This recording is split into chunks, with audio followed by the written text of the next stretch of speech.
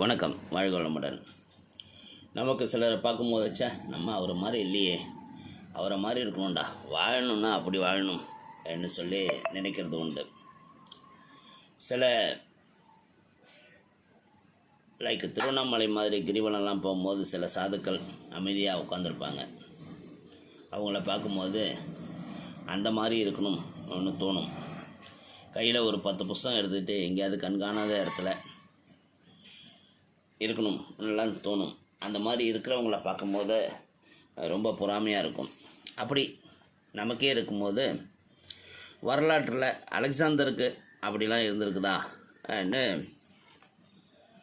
கொஞ்சம் இன்றைய டெய்லி லேர்னிங்கில் பார்த்தோம்னா, குறிப்பிட்ட ஒரே ஒருவரை போல வாழ வேண்டும்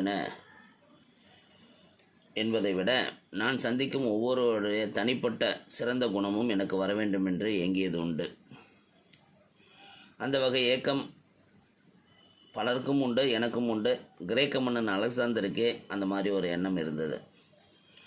தன் படை பரிவாரங்களுடன் அவர் சென்று கொண்டிருந்த போது ஒரு தொலைவில் ஒரு மைதானத்தில் நல்ல வெயில், அந்த வெயிலில் ஒரு கோவணத்துடன் படுத்து கிடப்பதை பார்த்துவிட்டு, யார் அவர் என்கிறார் அலெக்சாந்தர்.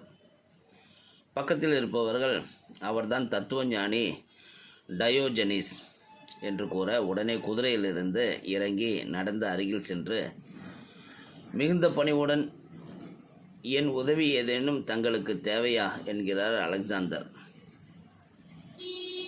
நிமிர்ந்து பார்க்கும் டயோஜெனிஸிடமிருந்து, எனக்கும் சூரியனுக்கும் குறுக்கே வராமல் இருந்தால் போதும் என்று பதில் வருகிறது.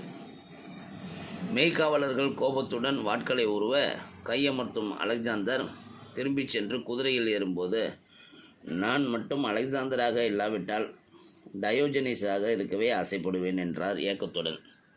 அதனால் ஒவ்வொருத்தவங்களுக்கும் சில உள் ஏக்கங்கள் உண்டு.